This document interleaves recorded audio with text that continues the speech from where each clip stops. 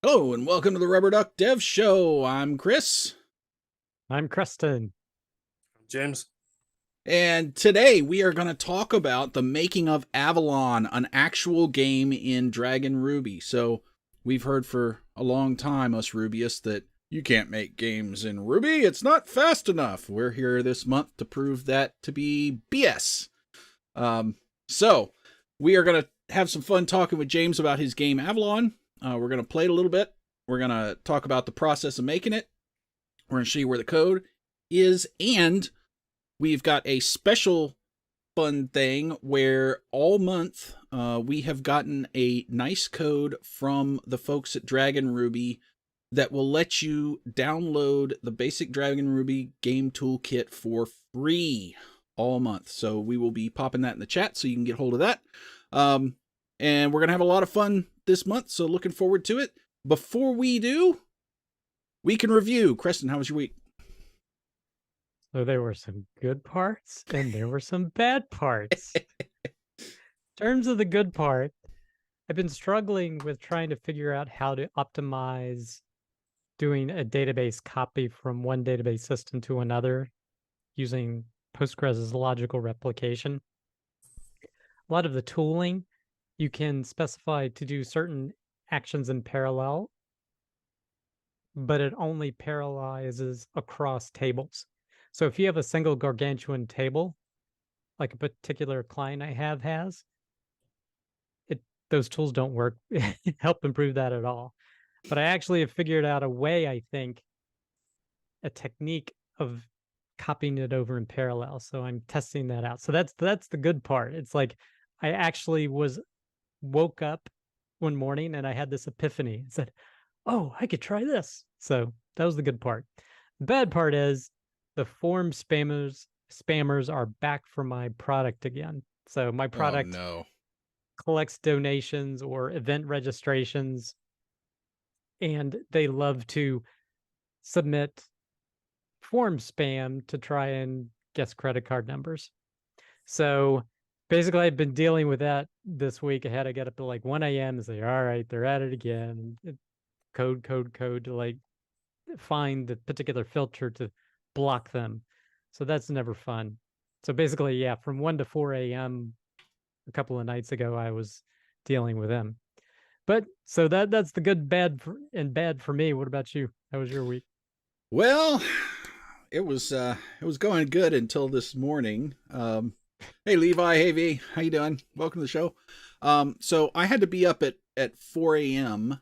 to do some work for a client, and you know that's a thing. Happens sometimes with us tech folks. We have to get up at stupid o'clock in the morning, but because no one else is up then, and no one's using the system then.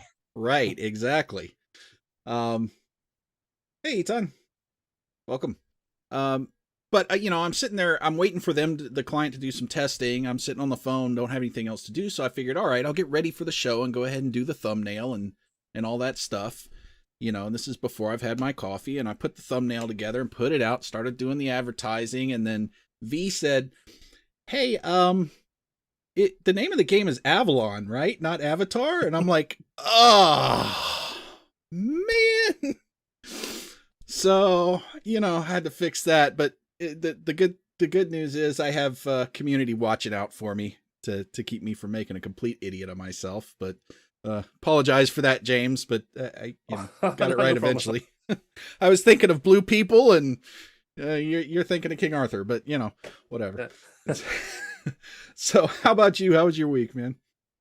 Yeah, also kind of a mixture of good and bad. Just doing a bit of Golang in the day job, but it's very hot here. It's just quite hot at the minute, so it's kind of like do 20 minutes of work and then get an ice cream, and also a potty training my eldest child, so that's kind of nice. Keeping me busy. I can imagine. I remember those days. Hopefully it's not too long. Yeah, well, one can only hope. All right, so tell us a little bit about Avalon. Give us kind of a synopsis of the game. Yeah, okay. So I suppose like I've in the past I've kind of made little adventure games, kind of more top down. Um, and the ones in the past were like more like you could get up to level 9,999 and you could put hundreds of hours into it. Um, and I just felt in the mood to like start a new game, and I happened to be playing one of the wizardry games, one of the most recent ones, and I kind of felt I could have a go at this. It'd be quite Mhm. interesting to do one where you actually kind of walk around the dungeon. And I'd love to just do a bit more of an RPG because I did enjoy in the past, kind of like coding up systems for different weapons and different spells and lists of monsters and dungeon generating code and things like that. Cool. So I kind of thought, just sat down and thought, let's get this, let's have a go at it. And Dragon Ruby is particularly brilliant for just getting an idea on the screen. Awesome. So let's take a little look at the game. So here it is. We're running it. Oh my goodness. Let me get you. Oh, the wonders of live. I can lean over. TV. Oh, there we go. So the top-down games that you had done previously, what did you develop those in? So those were XNA Studio, and they were on the Xbox Live indie service. Right. Actually, one of the reasons I kind of wanted to do a bit more RPG was the fact that service is offline, and I can't even run the game myself in Visual Studio anymore. Wow. Yeah. So it's like I either need to like port. I've got the source on GitHub actually, but I could try and port it. But I thought actually I'd rather just write a new RPG. Cool. All right, so walk me through playing a little bit of this. Let's see what we've got here. Okay, so the full screen button works if you prefer full screen. I would. And then the so I think if you just kind of hover, like you might need to click somewhere on the screen just to focus, and that's it there. There we go. And then the other thing is that you would likely want to press the M key once, which is kind of a debug key just to turn the audio off. Okay. Well, I'm not sure. It's up to you whether you prefer to have audio on the stream. I'm currently working on a performance issue where the audio kind of crackles a bit. So maybe you might want to have audio, and then we can mute it anytime with the M key. Yep. Okay. Okay. So I probably should have prompted you to have a look at the keys before we went full screen, but it's actually, what is it? I think it's WASD. Okay. So I think it's W, A, S, and D will navigate both the menus and the dungeon. Okay. I forget. I think the E key confirms. I think it's E to confirm, Q to cancel. Okay. And Makes if you're in the sense. dungeon, the tab key, if you're in the dungeon, kind of opens up like an adventure menu, with like inventory, map. Well, there isn't a map, but Nice. the screens like that. Cool. All right. So how do I get in? I think E. E. Nice. Okay. Yeah. We got some save slots.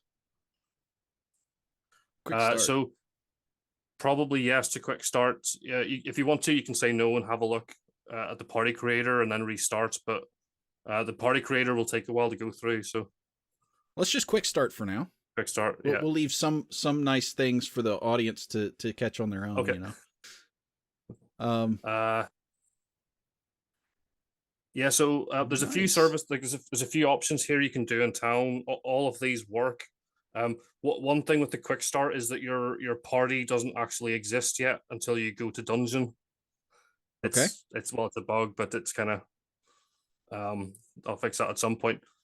So yeah, like you can pick any of these options, but for now, if you like go to dungeon, nice, and then you can pick any of those three. Like when the game's finished, those will all be kind of gated by progress. Yeah. Ooh. And if you want to have a look at the town, you can just go back out the door. Well, except you got in a fight. Yeah, so you got 4 characters. They're actually in 2 ranks. There's kind of the little icon. The icons aren't great, but there's little icons to the bottom right of the portraits that indicate the rank they're in. So you got a front rank and a back rank. Oh, nice. Okay. And your characters have classes. So Some can attack at range. Some can cast spells. See, I'm gonna attack that. Oh, get it. Yes. Oh, attack him. Yeah, and then that person is like a mage on the back row, so they have no attack option. Oh, but they can. Oh, firebolts. Here Yep, we go. Yep. There you go. Get him. Ooh, took some damage there. Oh, got that nerd. All right. All right, let's get him because I want to go see the town. Out of my way, nerds. I ain't running away from you. All right, let's spear. Let's freeze a dude. Freeze that dude. There we go. Oh, got him. All right. Get him. Let's get him out of the way. And let's oh, rock. Throw a rock at him. Hit him in the head with a rock. I love it. Ah, gotcha. All right, it's all over for you, buddy. I throw a rock at you too. Right in the face. How you like that? I'll tell you a little cheat. If you press the page up key, it will actually it'll disable random encounters. Ah, Just to guarantee you can get out alive. nice. And this is all DragonRuby. Yes, yeah. So the DragonRuby 2D engine that we're walking around in 3D. Yep. All right, let's have a look at town. Let's see what we got here. Let's go to the inn. I feel like a beer. Anybody want a beer? Let's buy a beer. Can we buy a beer? Oh, nobody wants to sell anything. Oh no, to me. not yet. You can get your health points back. Nice. Let's talk. Oh, have a seat. All right. I'll have a seat. I'm already sitting. All right. How do I back out of the inn So I can see I more of the think town? I think it's Q, which is the generic kind of There you go. You got it. cancel button. Yeah. There's a shop. I want to buy some. Yeah. Ooh, pretty. Let's buy some stuff. Oh, wow. You got lots of stuff. I want to have some cowhide gloves. Yeah, give me some of them. All right. Oh, and you can invest. Oh, you've got a econ Does that work system? yet? Yeah, the invest. I can't remember if I've coded that yet. No, it probably doesn't do anything. No, it's not doing anything yet. Yeah, But the idea with that is you can throw like there's a certain kind of quality level to the store stock, and you can invest, and it'll cost a lot of money to invest, but you'll kind of improve the quality of what it sells. nice. So we've got an economic system going on Yeah. here. We got a temple where I'm sure I'm at some point gonna get, like the crud on me and have to come out here and get rid of the crud. Yeah. So there's going to be, I suppose I don't know what cleanse will do. Probably like statuses like curse or poison or something like that. Mm-hmm.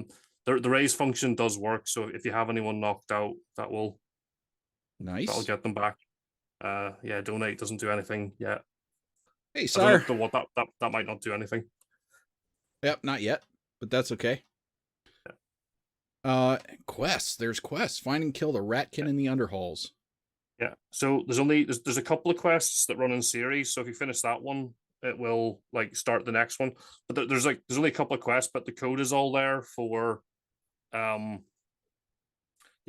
code is there, like the generic code is there for like all the quest lines I need. And I just kind of need to like fill out the details of like what their dependencies are for starting, or what the requirements are for starting, what their completion criteria are. Cool. So I just need to add the data to add more quests in. And so I can so this saves in the save slot I picked earlier, and you've got it look like 3 save slots. So you can reload your browser and come back to this party. Nice. All right, so let me get out of the full screen. Oh, yay. I guess the right button. So the code, you've got the code here. Yep. So you can go to the gitlab.com 68K Avalon and see all the different codey things. So you've open sourced the code, which is really nice. I thought this was Avatar. Shut up, sire. Shut up. That was me without coffee, man. But all right, so let's talk a little bit about the fact that you open sourced the code. Yeah. Why did you decide to do that? I think a couple of reasons. One is that I've got enough kind of experience with like kind of working commercially that I know it's okay to open source because it's so difficult to actually package and release things.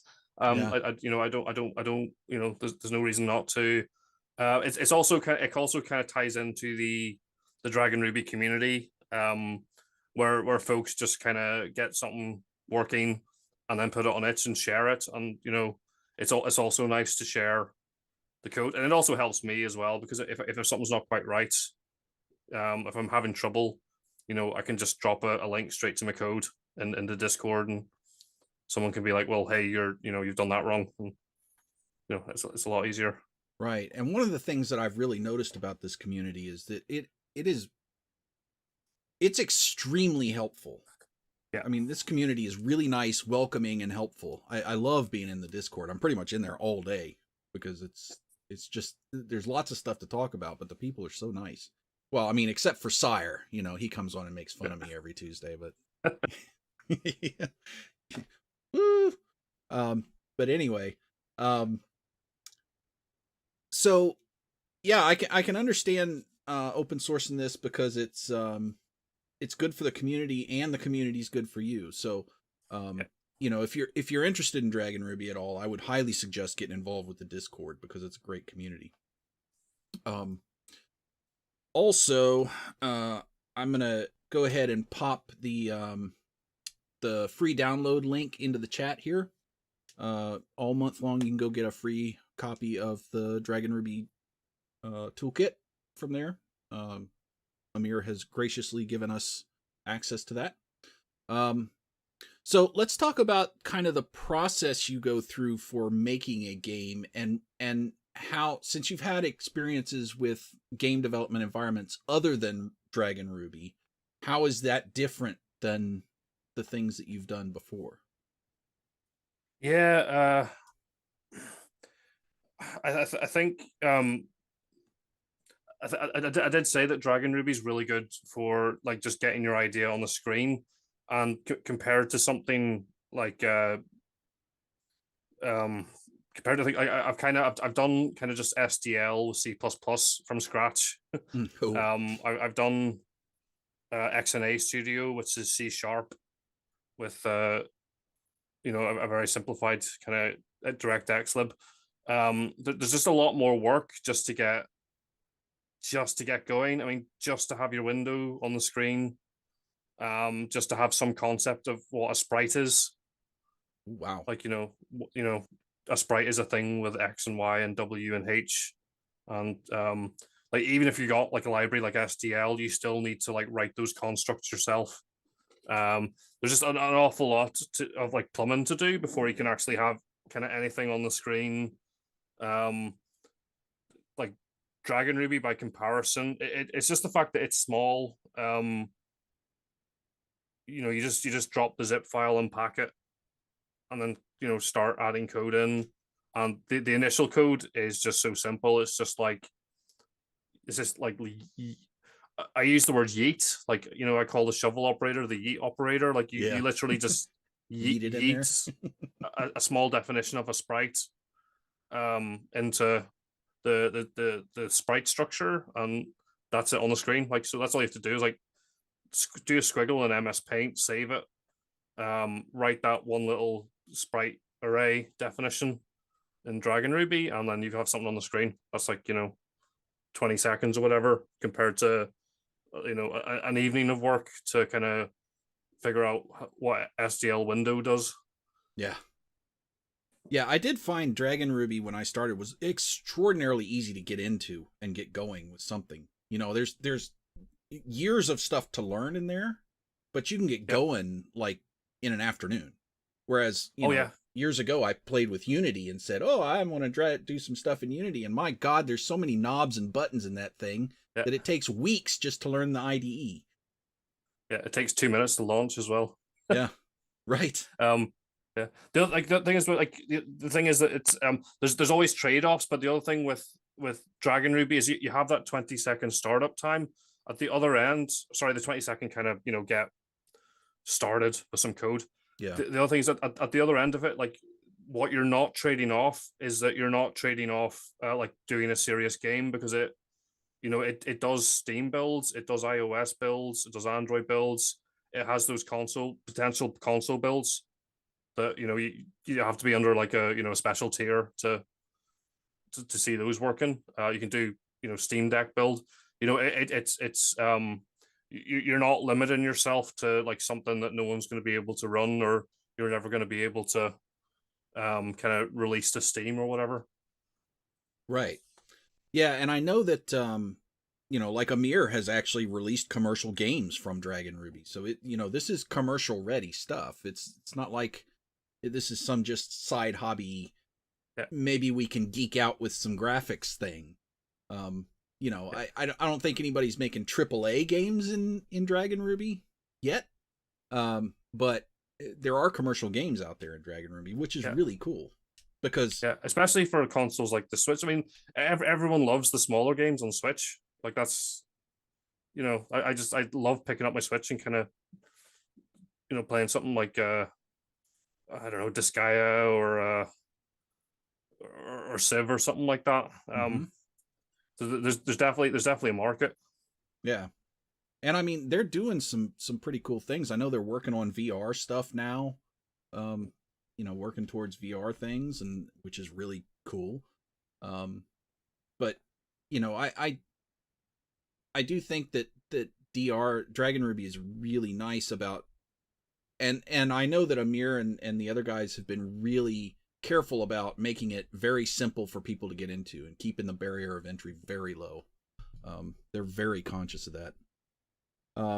Sire says, I personally have never been a fan of Unity. I get it, but one reason I love DR is you all have said the simplicity of getting started. Yep. That seems to be a consensus in the community, I think.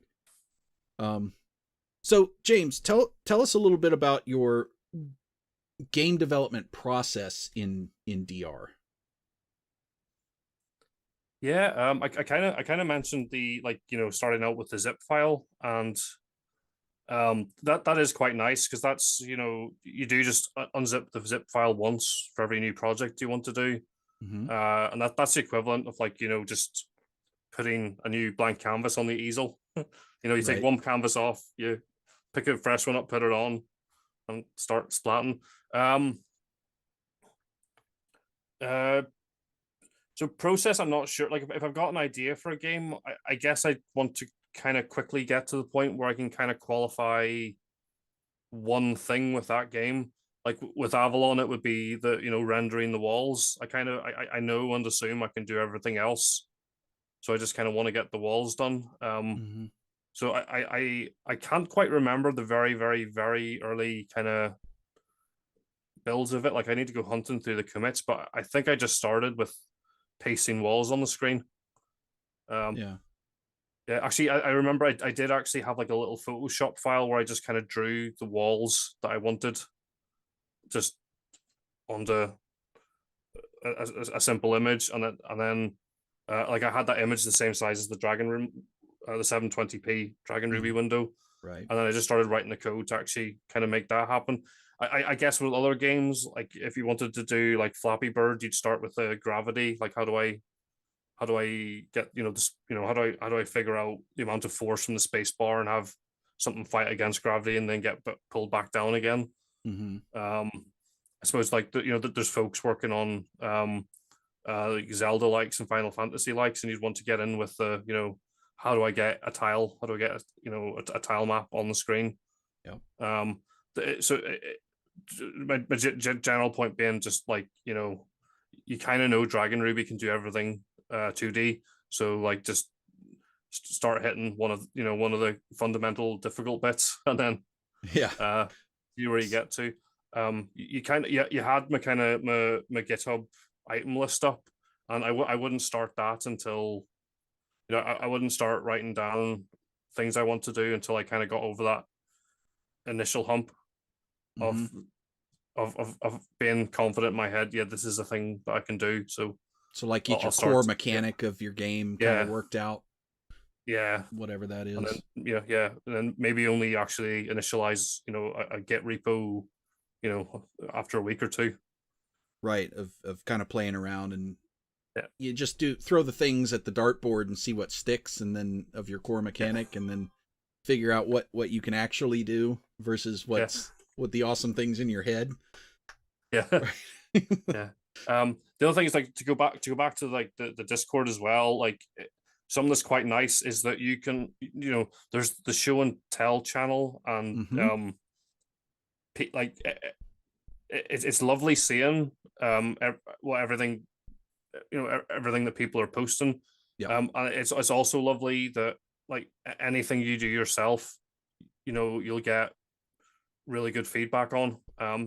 So that's the other thing is, like, you know, if you spend just one evening and have something on the screen, you can throw that on itch, and then you can give the itch link to the Discord, and Yep. people will go have a look. And that's just kind of lovely, kind of, you know, you get a bit of positive positive feedback, and that just kind of pumps you up to, okay, Right. go and do the next bit. Yeah, and once you publish these games to DR, it's really easy to distribute because it kind of, even the basic version will publish up all the basic stuff where I can, Yeah, give it to somebody with Windows, give it to a Mac, let them say go to this browser, yeah, um, so it's really nice and easy to get feedback on your stuff because it's quick to put it out there.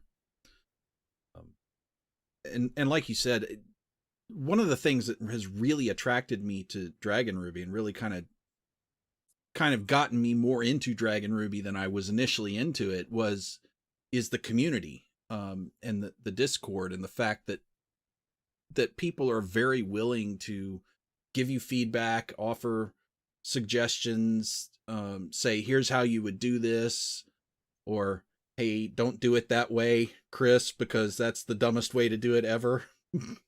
But that's probably just me. Anyway, so but yeah, the community is really top notch, I think. yeah, definitely.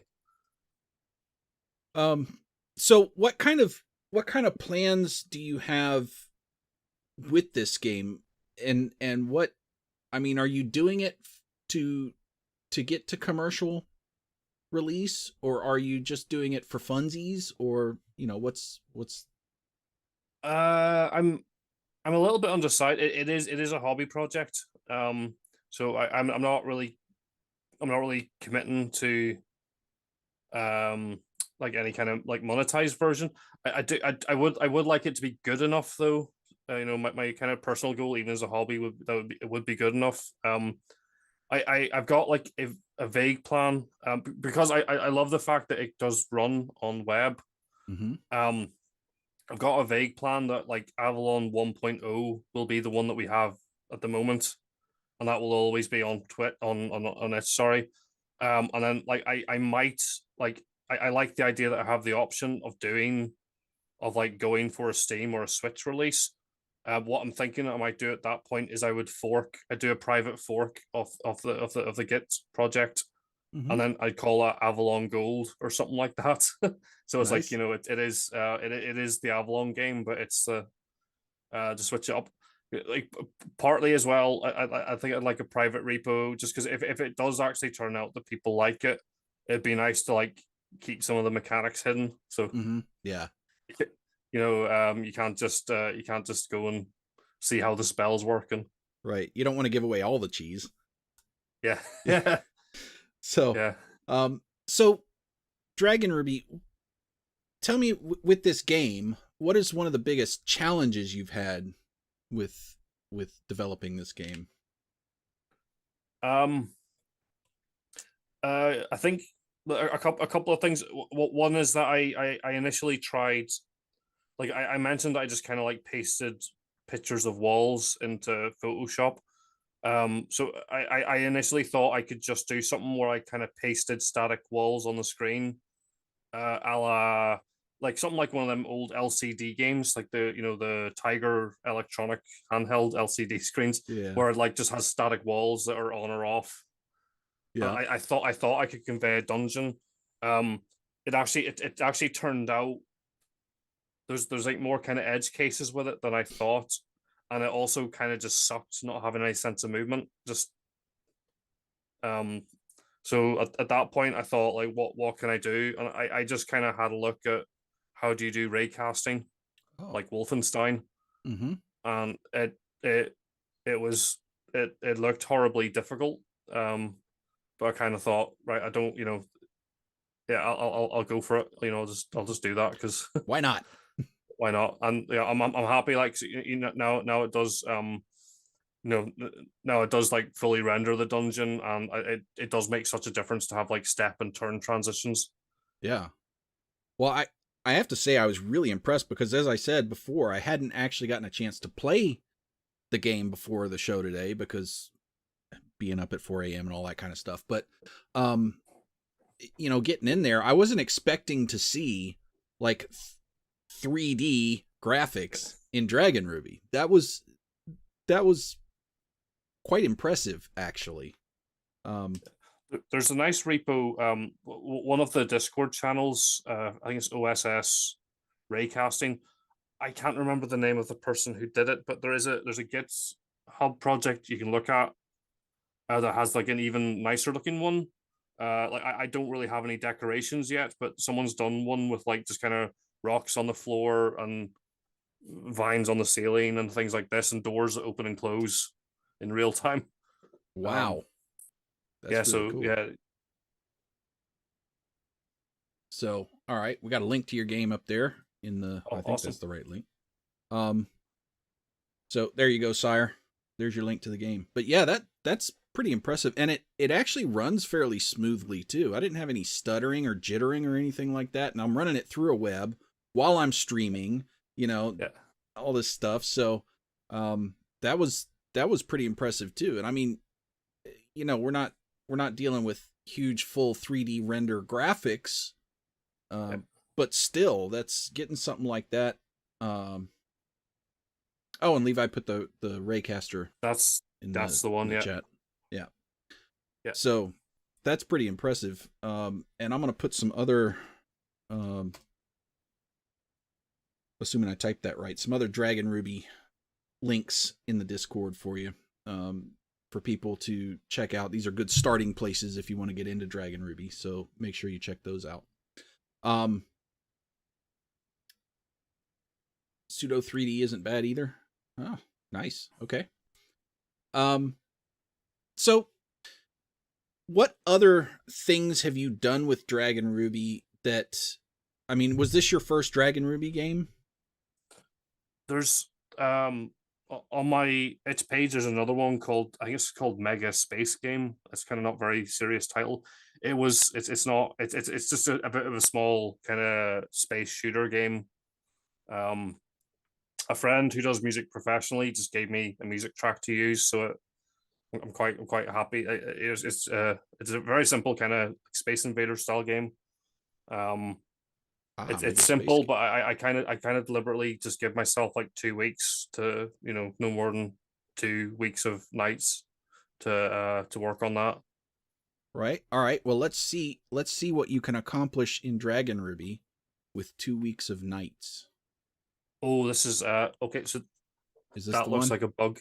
Yeah, it looks like it's shifted off the top of the screen there. I forget. I think if you just adjust the window, there's a way to like get around that. Okay. Ooh. Oi. This one doesn't have a mute button, so no, it does not. Okay.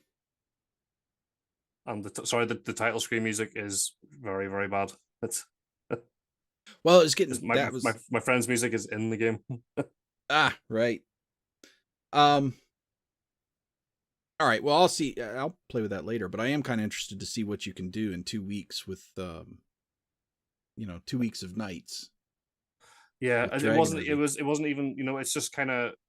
I didn't really measure how much time it was. It was just kind of like I'll not spend more than a couple of weeks, and Right. that's probably it's probably less than 10 hours.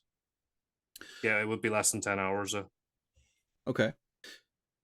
So, which I mean, for me, just getting a title screen up in less than 10 hours is a massive achievement. So, but that's me. You guys have seen me program, will know that that's a very true statement. But tell me about what kind of things you have been surprised about with DragonRuby. Like, what did you think? Oh God, I'm never going to be able to do this, and then you were able to do it. Good question.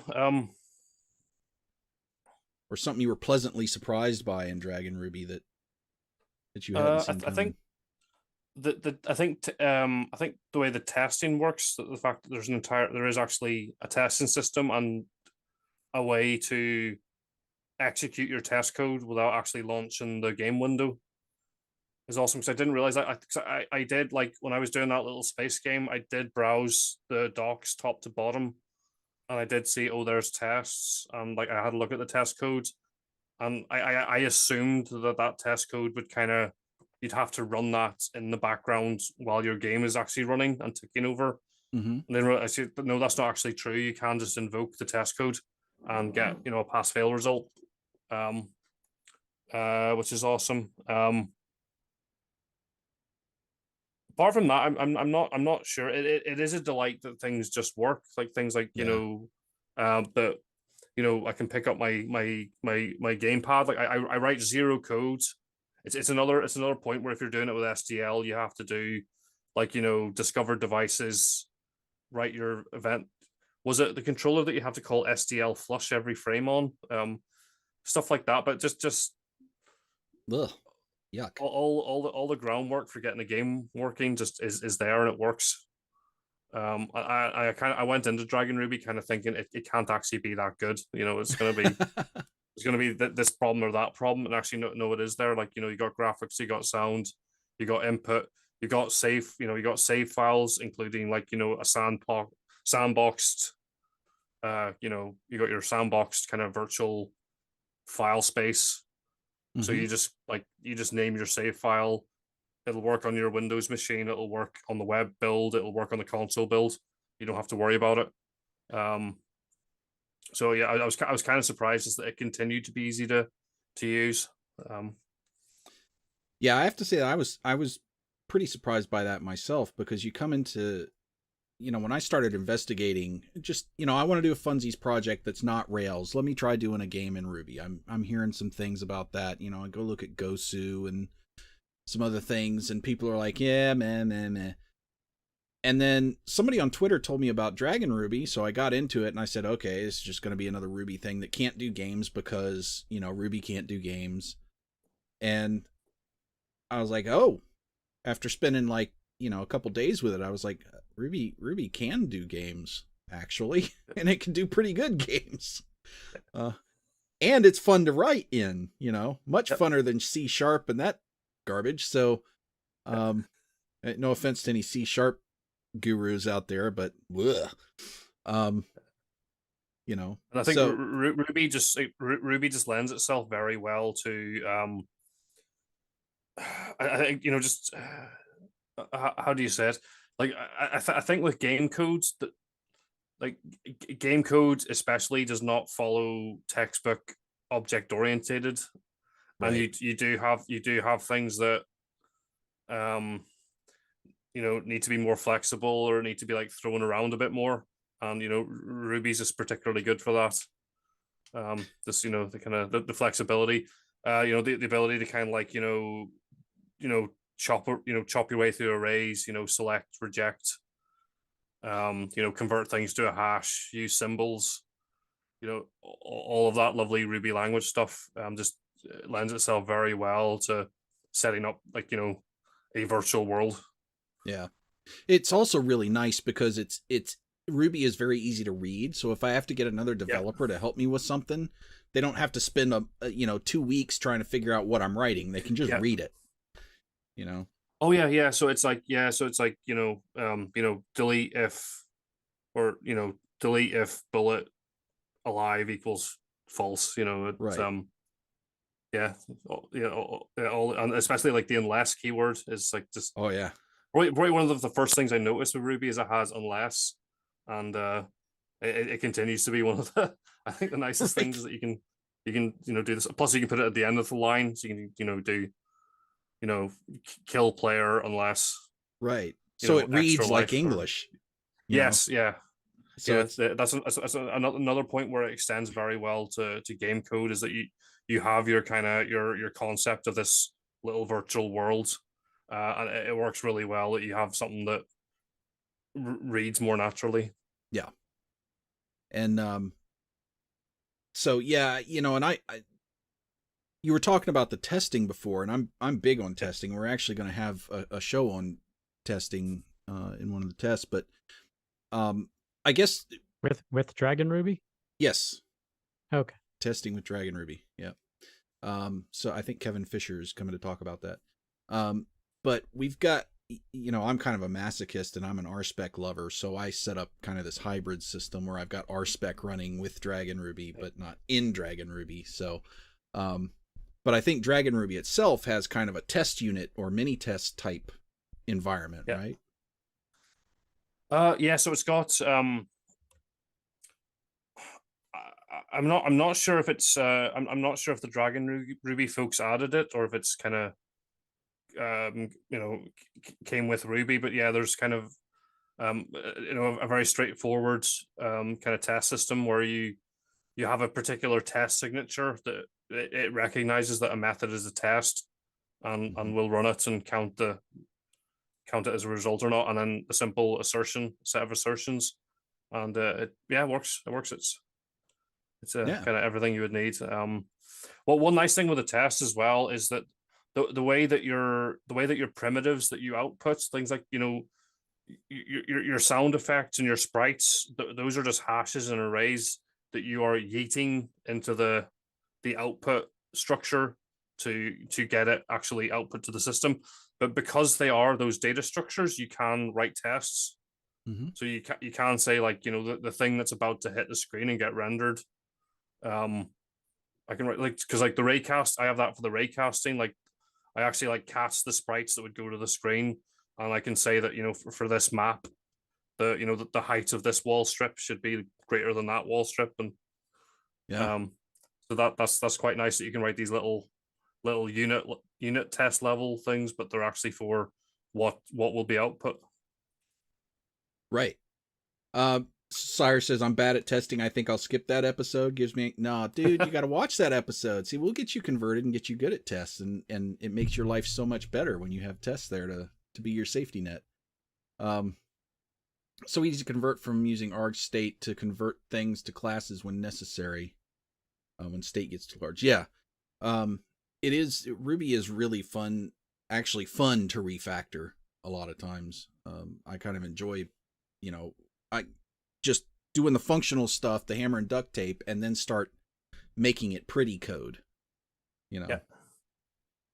Yeah, I think Sarah had a comment there about like the mixture of procedural and object oriented, and using singletons, and yeah, like it is nice to just sometimes have an evening of just refactor, just yeah. Like I don't like just having the minimum number of lines, but it's nice to spend an evening and have a PR where there's no actual changes to the game, but you've dropped 300 lines of code. Right. Yeah. And you've made it so that when you look at it, you go, oh, I remember what I was doing now because I've structured it like a real bit of code. Yeah. Yeah. Instead of just it doesn't look like I threw Ruby up all over my keyboard. I actually have a structured piece of code here. It deals with like there's always like kind of the back of your head this impending doom that one day you'll look at the project and just go, I just can't. Yeah. I don't I've no chance of figuring out what this code actually does. And I've run into that a few times. That's about the time, like I'll get on my live stuff and start looking for things, and I'm like, I don't remember where this is, and then I'm going, if I can't remember where it is, that means it's time to refactor something because I've got a mess here. And I Cyrus, like the fact that it is a hobby project, so I like the fact that I can treat myself to an evening of refactoring. yeah, that is very nice sometimes. Cyrus says, like in Feature my due Monday. yeah, right. In my current project, I'm using mostly state objects with the exception of tiled lib. That is all classes.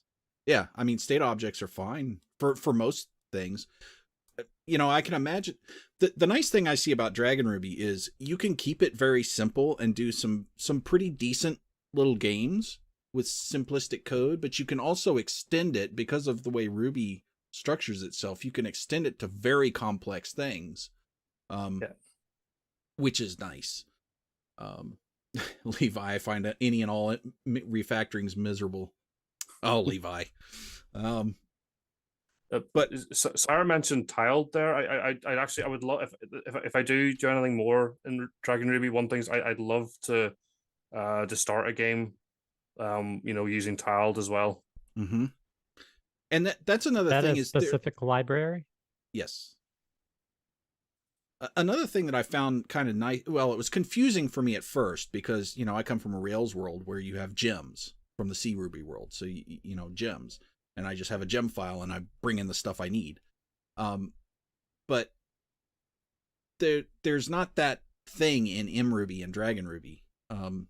But there are libraries out there in the community that you can just kind of paste in to your code. Yeah, to be honest, I've a few years professional Ruby experience, and it's nice to not have a gem file and not have to like what's a native extension compile install error mean? Exactly. Well, and then you also don't have the problem of, I've got this gem that's doing things, but I can't quite, I'm trying to track down a problem, and then I've got to go to the gem code, and then I've got to go to this code, and then, it's all right here in my project. So that I find really nice. And there are some libraries out there that kind of do library management type thing. I think Smog is one that does like library management for you. I haven't looked into that, but there are a whole lot of good libraries out there that people have put out for DR. So there's already a community of libraries, which is nice too. I think there's one in the last week that I hesitate to mention it because I don't remember the name, but someone did mention like a new package or a tool they'd made to try and get libraries in. Perhaps someone in chat remembers. It was in the last week or two. Someone kind of just posted a GitHub link, and it was some solution for like getting things loaded into DragonRuby. Oh yeah, I remember what you're talking about. Let me see if I can. I'm being very, very vague there. Sorry. No, I remember what. I'm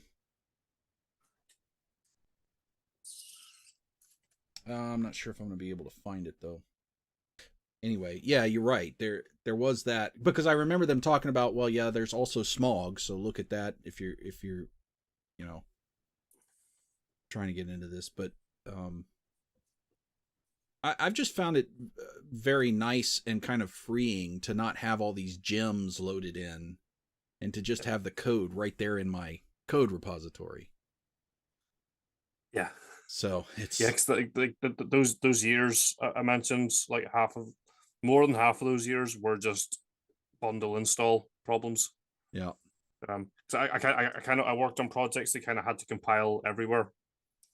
Right. So that was most of my work was. Yeah. So you don't have those problems with DragonRuby, and that's been a really nice.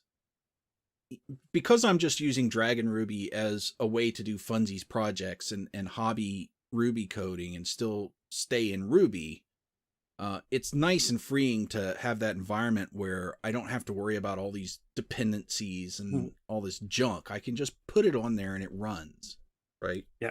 Unless I screw something up. Yeah. Don't have to worry about when somebody else has screwed something up. Yeah, I think it takes a lot. I used that canvas analysis before. DragonRuby does. It takes a lot of choices off your hands, and that lets you just get on with get on with actually making a game. And depending on what way your brain's wired, that's actually, like myself, that's actually a big help. Yeah. Oh, and Sire brings up a good point, that one of the funny things that we hear a lot in the DragonRuby community is there's a sample for that. Trademark, yeah. The DragonRuby toolkit, when you unzip it, it comes with something on the order of 5.5 million example projects.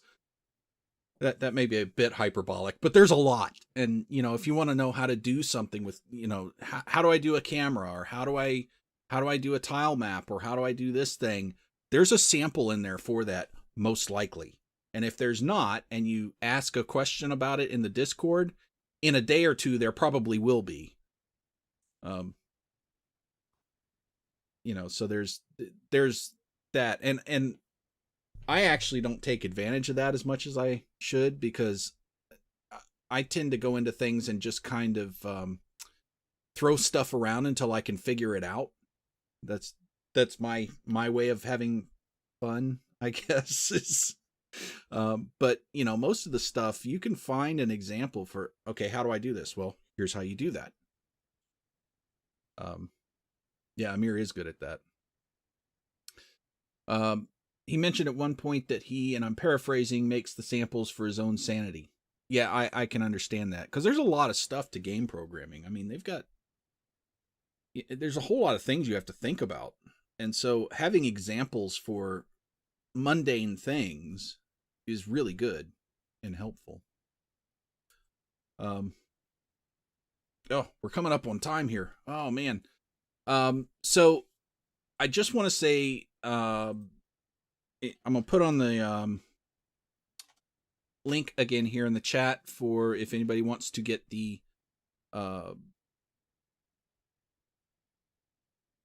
free DragonRuby. There's the link for that. Don't mean to take focus off of James, but has Creston tried DR? Not yet. He's no fun. I'm a little busy right now. Yeah. Yeah, he's got a thing or two going on, you know, with kids and jobs and owning a business and, you know, all that fun stuff. And doing other shows, things like that. I mean, I do want to eventually try it. I just haven't yet.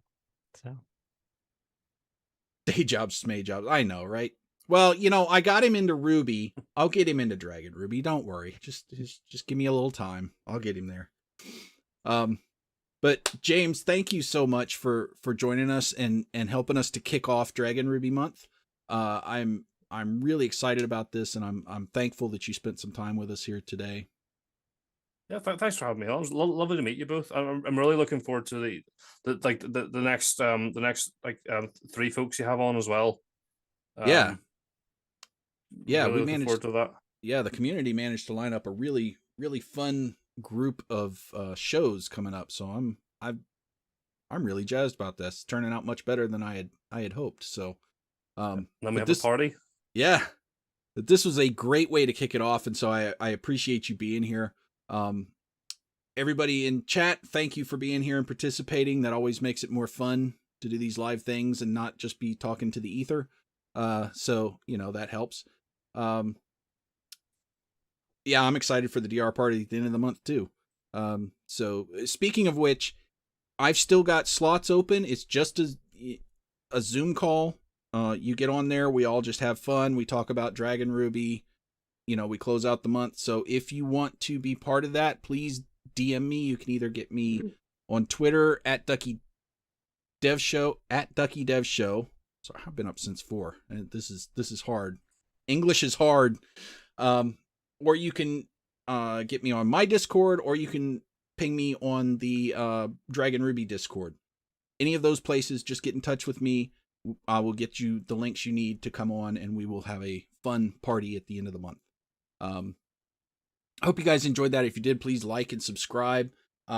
Make sure, or follow if you're seeing this on Twitch, because we do go to YouTube and Twitch. We're here every Tuesday. I'm here every Tuesday at 3 for Coding with Chris, where I do DragonRuby programming live. And we are here every Thursday at 3 p.m. Eastern time to do the Rubber Duck Dev Show. You can also catch this show as an audio podcast on all your favorite podcast providers. And join us at rubberduckdevshow.com to sign up for our newsletter and see all of our episodes there. Creston does a great job of putting that up and some show notes and fun things like that, so you guys can check things out afterwards as well. We hope that you have a wonderful week. I will see you on Tuesday, and we will see you back here next Thursday when Kevin Fisher will talk to us about Palantir and testing in DR. So that should be a fun episode. I'm excited to meet him. And he's kind of my testing buddy on the Discord. So we'll come in here and tag Team Sire into testing his stuff, which will be nice. So we will see you guys next week. Hope you have a great weekend. And until then, happy programming. Happy programming.